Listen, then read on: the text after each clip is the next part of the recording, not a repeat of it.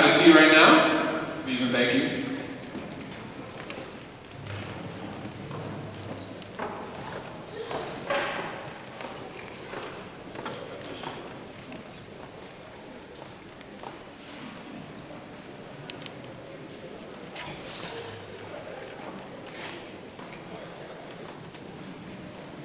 Okay, Chris, your time to shine.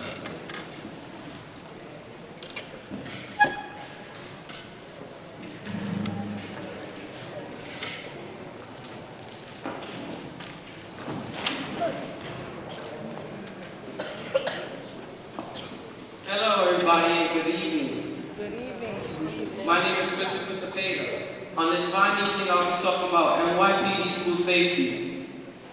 School safety is basically a bodyguard for the different school districts. They're here to protect and to serve, such as police officers. One thing in my school is different phases, such as phase 1 is when you go through a metal detector, such as in this school. Phase 2 is when they do it with the wand, when they see if you have metal. Phase 3 is when they take a female or a male to pat you down. Now don't get me wrong, they have their pros and their cons. One pro is that the school safety is there to protect us, not to make us feel harmful. Then on the other hand, school safety said in my school, if I bring an Arizona bottle that's open, I can't bring it in from the previous years when kids brought liquor. But don't get me wrong, these school safety officers are just doing their job. They're here to keep us safe, and it's not their fault, it's the Board of Education's fault for making school safety do that, but it's the law. Any kid at any time can come in with a gun and shoot us. I have a question to you. Have any of y'all went through to your to your son's school or your daughter's school and got pat down or searched? They put that in the schools because of the previous kids with their violence and the inflict that they did on the kids with their weapons.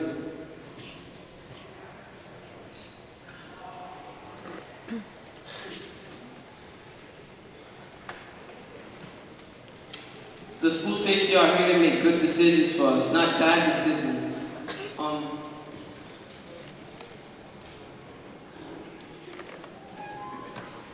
I'm sorry, I'm just kidding.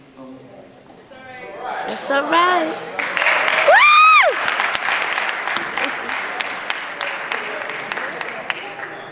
And I thank Officer Moore for coming out here today so I can talk to him. I thank Mr. King, my mom, and my brother for coming out. And God bless everybody. Bye. And one question I have to Officer Moore is, the phase 3 in my school, why do you think they do that? The phase 3 in our school, why do you think they do that in MS 424 when they pat you down? I guess I have to talk real loud. I'm sorry.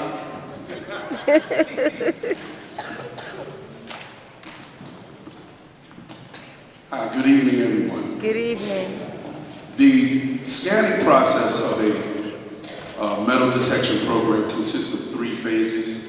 Phase 1 is traditionally the walk-through metal detector or the magnetometer along with the X-ray machine. Phase 2 is the hand wand process by which a school safety agent will wand an individual. The phase 3 process is designed to be a more intrusive search when the wand has detected something that the eye or that the agent can now not satisfactorily identify. So at that point, a student or whatever person is now in question will be taken along with an administrator to a private area in which a more intrusive search is conducted.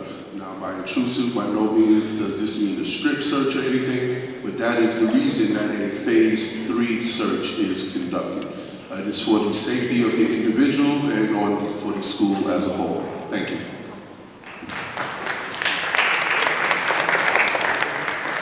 One more question to you, Officer Moore. Why do you have scared kids saying that you're going to arrest them if sometimes we don't listen to the teachers or the officers?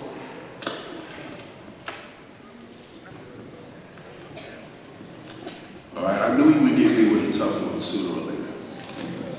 While it is not a policy to threaten anyone, I think it behooves every young person in the audience to understand the seriousness of being introduced into the legal system. While it's not a policy to threaten anyone, I think it is absolutely sensible for you to understand the ramifications of breaking the laws here in the United States. It is imperative that if you really want to have a true and honest future, that you try to keep your record as clean as possible. The laws are designed to keep undesirable individuals from within our midst. And when those laws are upheld within the schools, it creates an environment that allows you to come to school fear-free and receive the education that you so rightfully deserve, as you are indeed America's future. Thank you.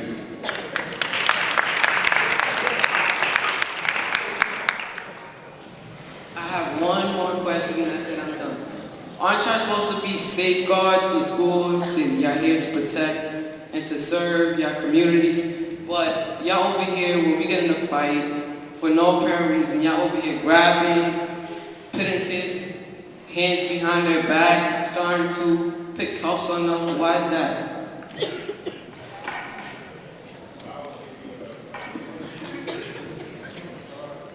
Without being a witness to anything, without more information, I can tell you that if you haven't actually done it, breaking up a fight is not in and of itself a force-free process. If we could walk up and ask people to stop fighting and have them just do it cooperatively, then I'm sure that's what we would do. But when you are breaking up people who are actively engaged in fighting one another, it takes a reasonable amount of force to separate individuals. So in doing so, what people may see may appear to sometimes be excessive, but I try to assure you that it is a policy of the police department and the School Safety Division that excessive force is not used, nor is it tolerated. So perception can be everything, but breaking up a fight isn't easy under any circumstance. And we are there to absolutely protect you, to provide the environment that you need so that you can come to school, again, fear-free and receive the education that you deserve. Thank you. Officer Moore.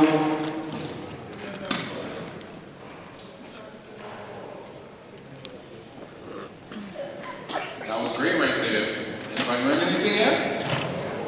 Okay. So what we're gonna do now is that when we have one of our youth members address somebody, we're gonna have the adult member answer, and they're gonna come up here on the microphone. Okay? Just to make it a little bit more fun for you guys, all right? Okay, so right now we have our very own member, Brea Grate, our very own personal singer.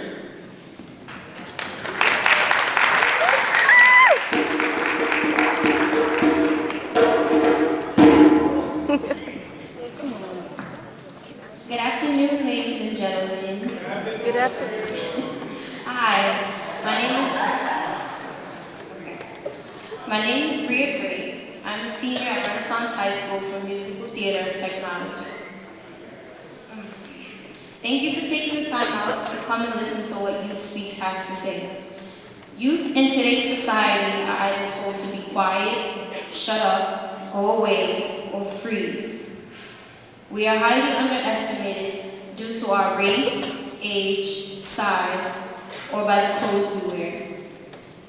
Here at the Youth Empowerment Program, none of that matters. We are given an opportunity to speak our minds without being judged or taken facetiously. I'm here today to address my opinion on the Regents state exams. How many of us don't like the state Regents exams? Okay, cool. How many of us study for the Regents state exams? Are you guys telling the truth?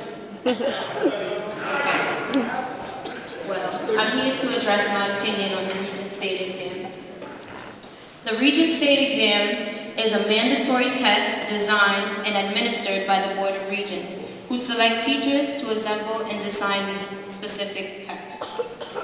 The exam was created to measure a student's academic achievement in high school. Without taking these exams, a student cannot receive a high school diploma. The system of regents are unfortunate and unfair because most students strive to work hard throughout the school year. How many of us work hard throughout the school year? Like get good grades, not cutting class. Okay. So basically, the system of regents is unfortunate and unfair because most students strive to work hard throughout the school year just to find out that these tests can make or break a student's academic career. How many of us know that without taking the student regent exam, we can't get a high school diploma? Okay.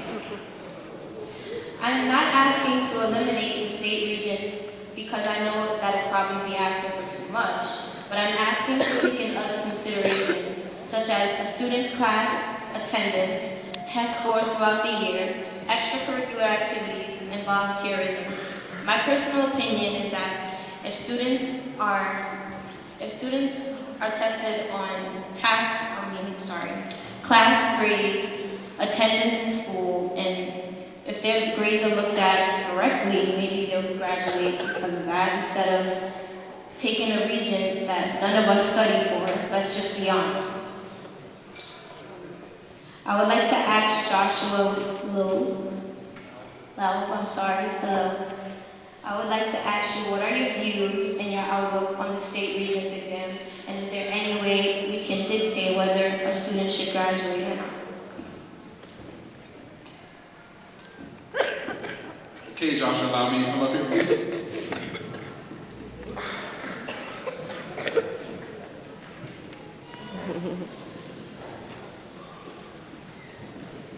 How you doing, sir? Hello, everybody. Hello. So, I actually represent the Office of School and Youth Development in my present position at the Department of Education. And in fact, the regents don't come under that part. Like, for example, much of my work focuses on students in transition, and by that I mean my work is focused on helping students who have been in jail or who have been on a long-term suspension, help them transition back to their home school. But I was principal of Banana Kelly High School for 10 years here in the Bronx, and so I do have my own thoughts about your question, and so I'm going to revert back to being principal and answer your question as a principal. Is that fair? So it's a great question about whether or not a test given on one day is really an indicator of what a student knows and whether or not they're college ready. So I thank you for the question. And it's a very thoughtful question. I like the way you constructed it. I think in an ideal world, right, it does matter what a student does the other 179 days of that year, or the other the 4 years of high school. And I think it's unfortunate that we've got ourselves to a place where the tests are the holy grail. Because I think there are many cases in which young people have high levels of anxiety when they come to that particular test or that particular day. And the anxiety itself has a major impact on that student's performance, sometimes putting them on the wrong side of that 65. And so, what I would say to your question is, number one, although our graduation rate has improved in New York City, it's still not anywhere near where it needs to be. Way too many students do not graduate high school in 4 years, and many never graduate. And we know that that affects them for the rest of their lives. So I think that folks at the state level and the city level need to sit down with young people like you and think about what would have to be in place, because it's not in place now, to really make it possible for many more students to graduate and be college ready. And I think we have a lot of work to do in that area, and we need honest conversations that start with questions like yours. I would say that I think that in the meantime, one of the untapped resources that we have is that some of the best teachers of the material that's on this test are actually the young people themselves. What I mean by that is, in your question, you said, we don't study for the test, right? And you said, let's be honest, right? I think when we get young people together in 3s and 4s, groups of 3 and 4 young people, and they really look at the material, particularly if there's one who's good at the test, it can really have an impact on how that other 3 or 4 score. And I think that we need to think about creating opportunities and making sure the resources are available such that, and I don't know which one of those 3 or 4 you are, but I suspect, given that you're here asking such a thoughtful question, that you could lead 3 or 4 others. And I think that it's these kinds of answers that are very powerful. When we make it our business to help somebody else, when we make it our business to make sure that our friends don't end up on the wrong side of that test, we make a real difference in the lives of the young people that we care about most. And I think that that's one place to start. It's not the full answer. I do think that it's terribly frustrating when a student has to spend another 6 months in school over one test. I wish there was some kind of concession that we could make on that. So we agree, our hearts are in the same place, but we still have a lot of work to do. So I hope that's an answer. I'm trying to be honest and straight back, and thank you, everyone, for listening.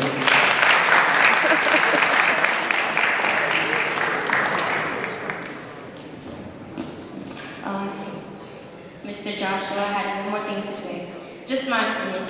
When I said that we don't study for the Regents, I don't necessarily mean we don't work hard at school and try to keep our grades up, but I actually meant that when we hear we have a Regents at the end of the year, that basically sums up everything we've done throughout the year.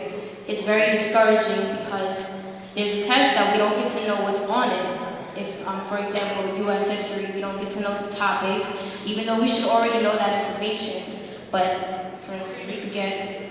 And we work hard throughout the school year with class attendance, test grades, and things like that in class for that one specific test to make or break us at the end of the year, which I felt was unfair. So that's what So, she's right. So again, I go back to the fact that I was principal for 10 years here in the Bronx at Banana Kelly High School. And so as principal, one of the things that I could do is look at a particular student's grades, but I could also look at every student in a grade, all of their grades at the same time. I could also look at the entire school's grades, and I did so a lot. And so just to ask the young people in the room, what month do you think that people's test grades are the highest in the year? November. It's October, November. So they're saying December, January over here. Yeah. Any thoughts out there from the football players?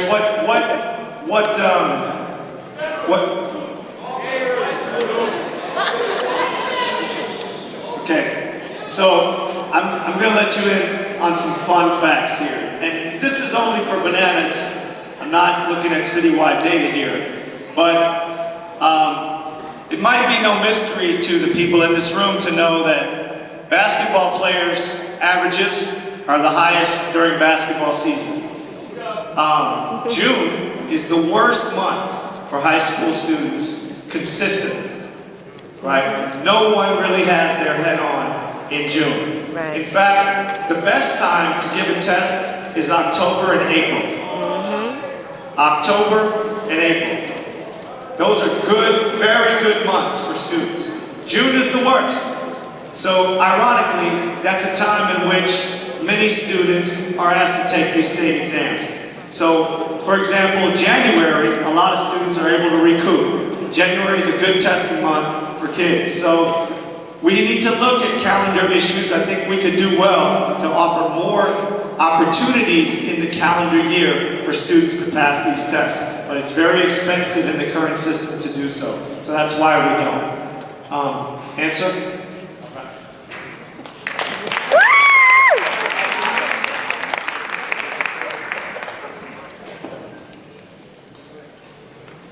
All right, you guys make great reporters. Answer those questions. All right, we're going to pause our panel for a moment. We're going to call Bill DeBlasio, the public advocate, to say a few words.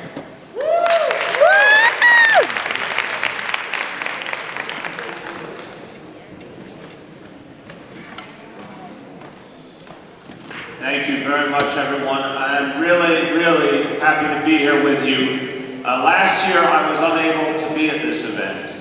And Andy and Neva told me what I missed, but I was happy to say I did something even better, which is I sent my wife, Charlene McCrae, and she had a great time being here. And she was again with you this year. She had a great time being here last year. And she came back with such clear stories to me of what you are doing to empower, to educate, to organize, and what a difference it's making. So I want to thank you, first of all. Everyone who's a part of this, thank you for what you're doing. I want to thank Andy King. Andy's a dear friend. Everyone in this room knows. Andy's got a heart of gold, and he's able to organize people because they know he's for real. They know he's trying to uplift youth. They know he's trying to help the community get better. And he does it every single day. Please give Andy King a round of applause. And get some good advice from Neva too, I think. And I want to say a special shout out to Brian Melford. Brian, who spent some time working in my office and did a great job. Brian, I received privileged private information, will be 21 years old tomorrow. Give him a round of applause. So, here's what I want to say, I'll be very quick. People who realize they have power make an impact. And people who talk themselves out of power don't. This is a reality we see over and over again. The theme today is building relationships, and I want to just say another way of looking at that theme is building power. Because there's power in bringing people together, realizing your common interests, realizing what you can do together. There's extraordinary power in that. We had a situation a few months back where a number of churches in this city were told that they couldn't use public school spaces like this. They were told after years and years of being allowed to rent the spaces for worship, they suddenly couldn't do it. And they could have taken it lying down, they could have been thrown out of the schools and other places, but people like Fernando Cabrera, our councilman, fought back, organized people, showed them they had power they did not know they had. So this theme comes up over and over again. Young people in our society, I don't need to tell you this, there's a contradiction. We say you're the future. We ask you to follow any number of rules and live up to any number of expectations. But I don't think the society is very good at giving you power. And I think what we've got to learn to do is trust young people. We've got to learn to respect young people who are building a very different world, who I would argue in many ways have more understanding of where our society is going, are more up to date, are more clued in many ways have more access to information than any of us could ever imagine when we were coming up. So I want to encourage you. If you see an issue, like the houses of worship faced, that you know is wrong, band together, organize, have an impact. Remember when the city was going to take away the free Metro cards for school? Yep. Do you remember the student organizing that helped turn that around? Yes. We have to now do that on a number of issues. I guarantee you we all have to organize to change this stop and frisk policy because it's not working for this city.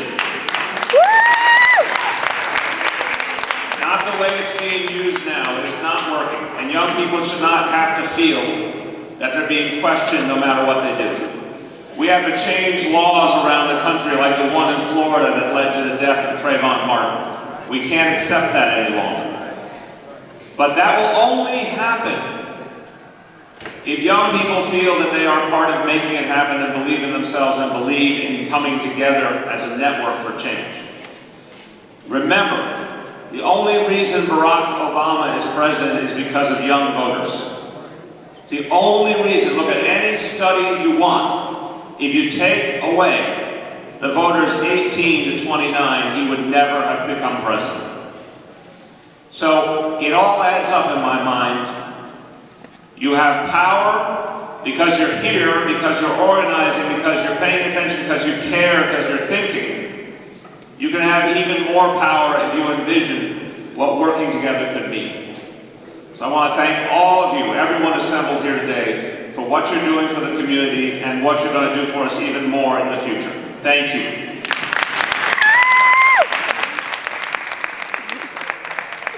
Thank you very much. The next person we'd like to call up was Chanel Hudson.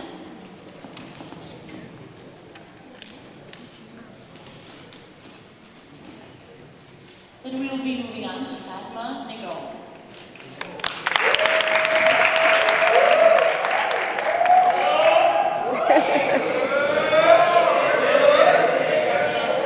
Hi guys, good evening.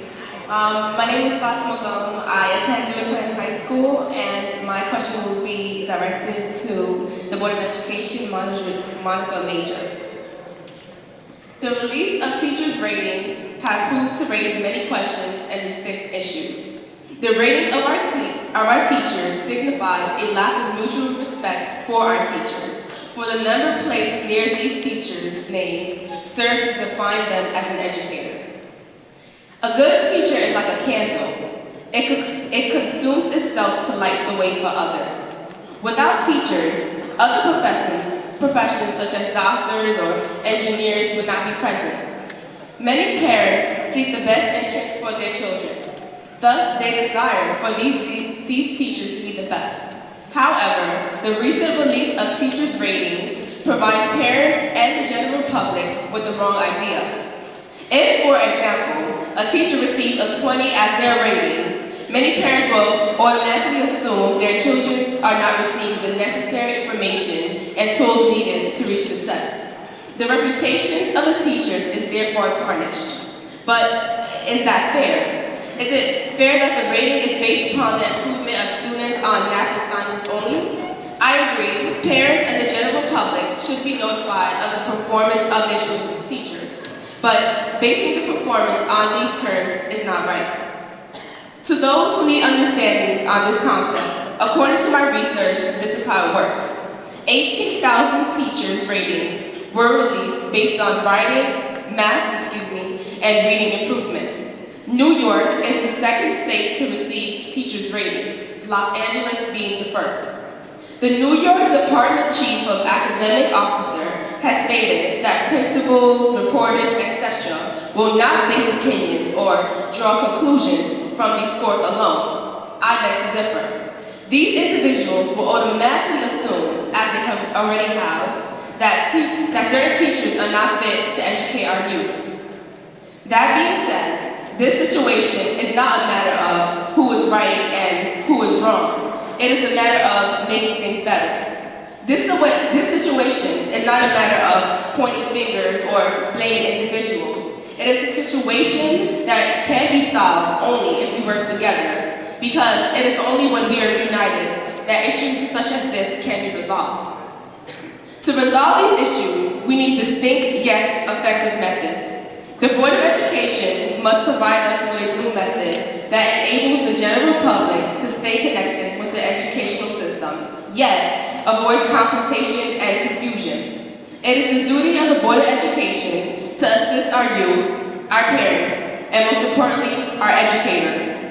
The court release of teachers' rating goes against everything we strive to advocate. This increases conflict, and that should not be so. It raises questions and concerns rather than helping to resolve them. This is not to say that the Board of Education is not a fine administration, for they have accomplished so much. But this speech is one made by a concerned student within the public system that desires for our community to reconnect with the educational system. And so with all of these aspects present, my question is directed to Ms. Monica Major, and it is, what is another method that can be used to evaluate our teachers? And how can this method be put into effect to assure that change is present?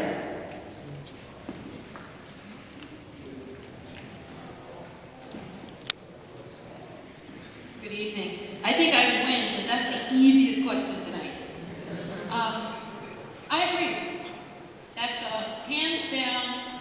I agree. And I'll just say, for the President's office, or President agrees, we should not have used that particular time, because that reference, that release of data was for one time period.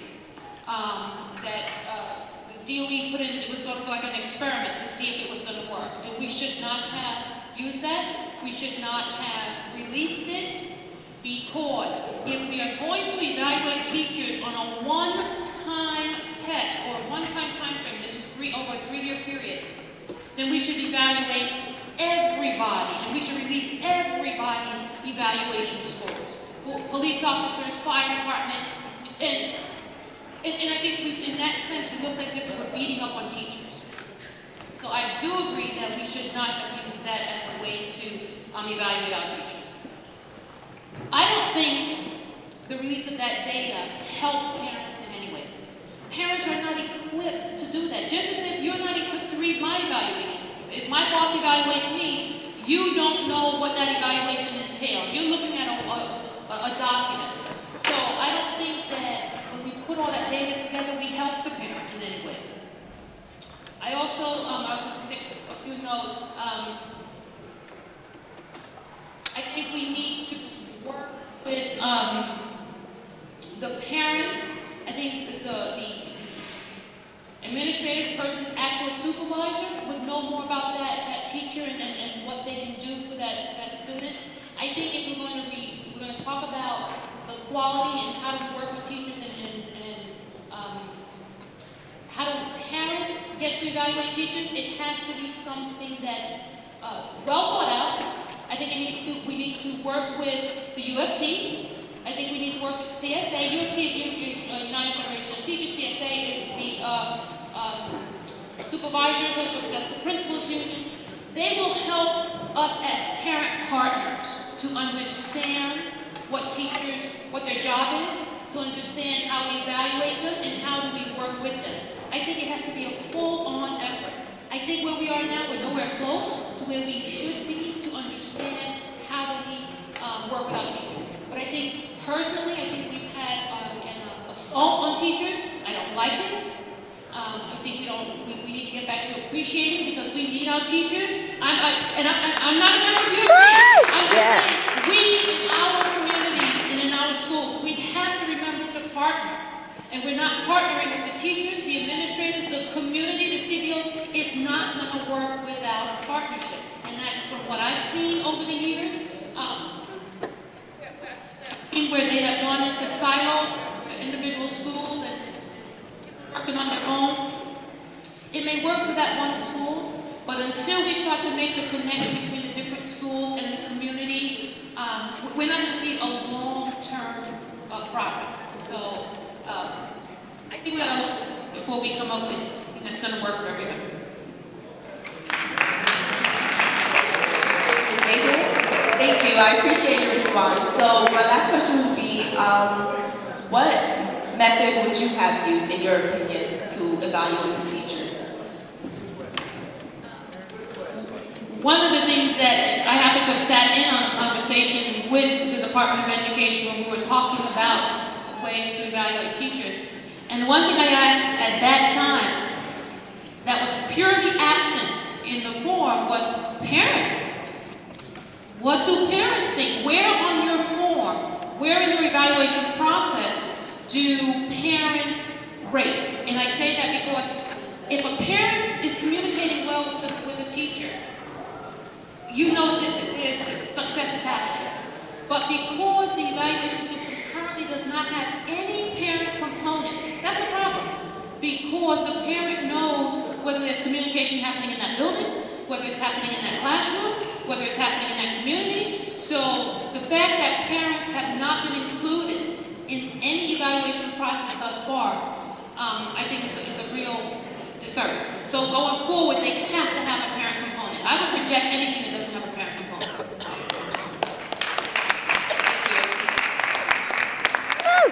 Good.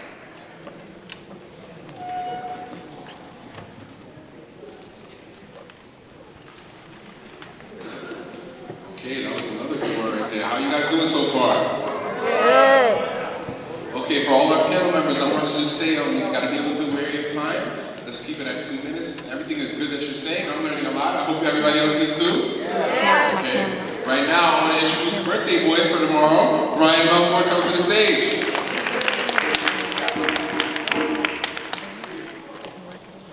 Good evening, everyone. My name is Brian Belfort. I'm a junior at John Jay College. My first presentation and question is presented to the Honorable Fernando Cabrera, member of the City Council. I know not all of you in the audience knows what the City Council does, but as a member of my community, I would like to know, what is the City Council doing to improve relationships between members of the community and staff in the City Council? Considering that many members of the community might not know who their City Council member may be representing them in the City Council, and some of the issues that have been hitting the City Council's desk day to day. So what is the City Council, and what is the City Council facing right now? Thank you so much, and happy birthday. It's so good to be here. As a matter of fact, I used to work right here at Van Chavez High School many years ago as a sport counselor. So I'm very familiar working in the school. It's good to see the public advocate. He truly is a champion for our issue. He used to be a council member in the city council as well. So he knows way better than I do, because he was there many more years than I have been. But let me just share this. What does a council member do? We are responsible for a few things. One, we are 51 members. We have 8 in the Bronx. And we are responsible, part of our responsibility is the budget. As you know, this year we have a budget that's probably going to go to about $67 billion. It's the third largest budget in the entire United States. The first is the federal budget. The second is California, and the third is right here in New York. And so New York State, then we're the fourth one right here in the city. And so we have a huge budget. Our budget is larger than most state budgets. And you can imagine 1/3 of that goes into public school. We spend more on our students than any other city. So we invest a lot in our children. We're also responsible for introducing legislation, bills that turn into law. You'll be surprised that, I was surprised it's coming in. There's not that many laws that are passed. They're very few. You may have 3 or 4 every 2 weeks when we come in. Sometimes 2, sometimes it's a little bit more.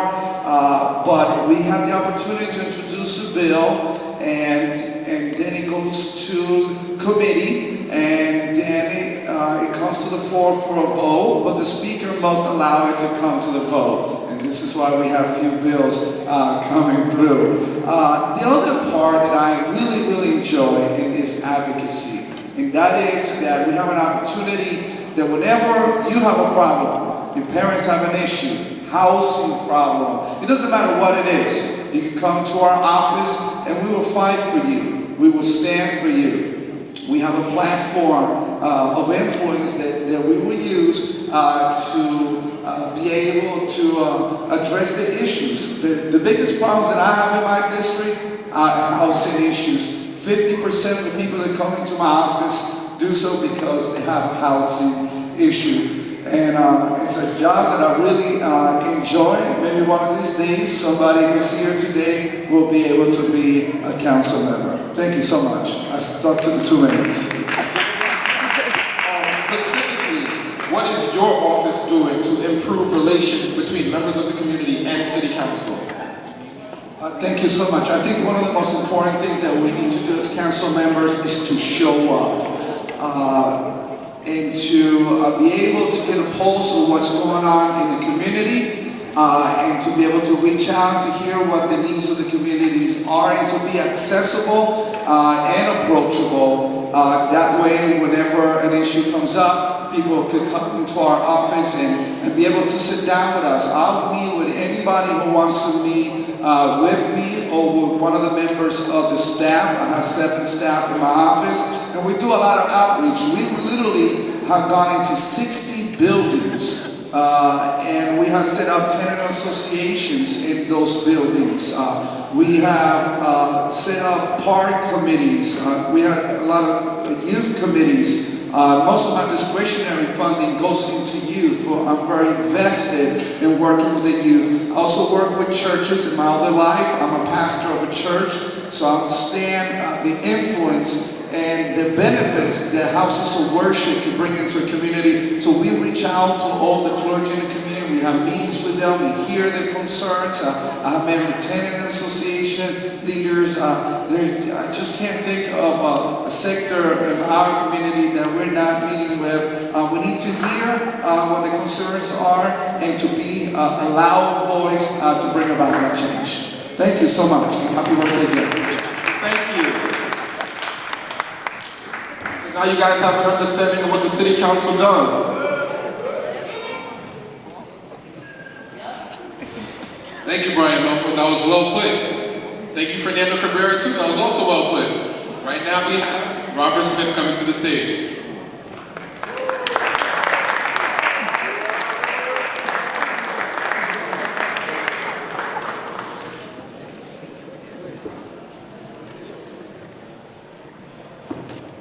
Good evening.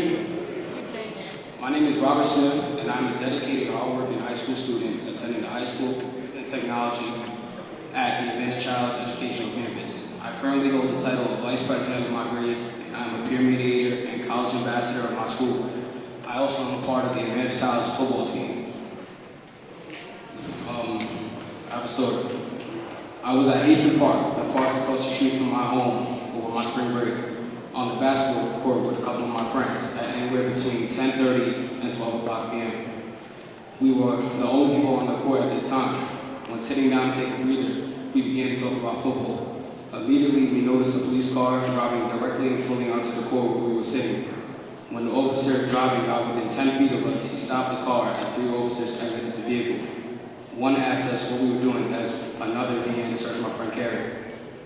The 3rd officer asked us for identification, and after our response being, "We don't have any," he asked why not. We replied by saying we were playing basketball.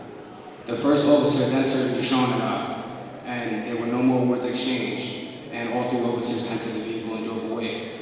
I felt as though my rights were violated, as I know I have the right to refuse to consent to a search of myself. Additional rights include my right to remain silent. If I am not under arrest, I have the right to calmly leave with permission. I have the right to a lawyer if I am arrested, and regardless of my immigration or citizenship status, I have constitutional rights. So, Mr. Vernon Moore, my question to you is, if I have the right to refuse to consent to a search of myself, then why aren't officers required by law to ask for permission to search a civilian?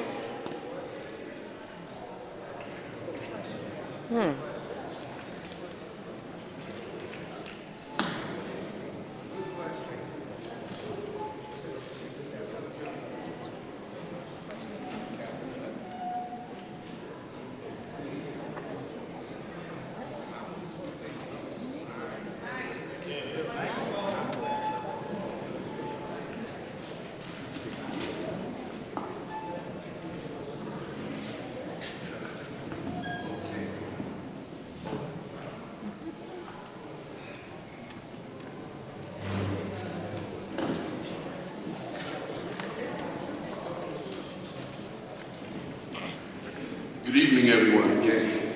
Unfortunately, he's asked a question that is not my particular area of expertise. I'm a school safety agent. I'm not a cop. Let's recognize that for what it is. Although I am a school safety instructor at the police academy, my specific area of expertise is training school safety agents on how to properly secure a school.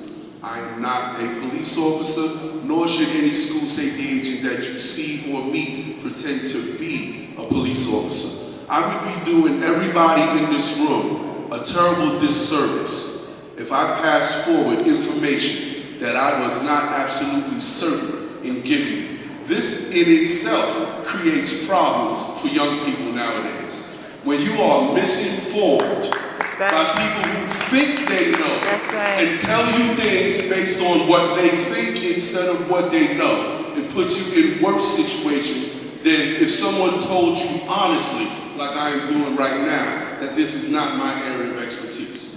I'd like to thank Mr. King and all the members of the Bronx Youth Empowerment Program for inviting me to speak. I was born and raised as a Bronx youth.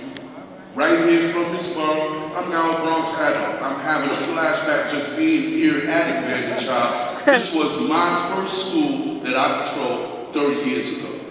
What I'd like to tell you guys is that if everybody has heard the phrase that it takes a village to raise a child, would you agree with that? Yes. Well then what I would like to do is to acknowledge all the men and women that are here today in whatever capacity that you are here. Because it shows that the village is still willing to take an active part in seeing that our children move forward and be successful. And I think one of the best ways we can do that is by being honest and straightforward with how we deal with our children. If I stood up here and made up an answer to give him to satisfy his question and your concerns, it wouldn't be fair. Because if he took what I told him and went out there and then with that misinformation acted according to it and got in trouble, I have not helped him, I have harmed him. And I'm not here this evening to harm any one of you. Thank you.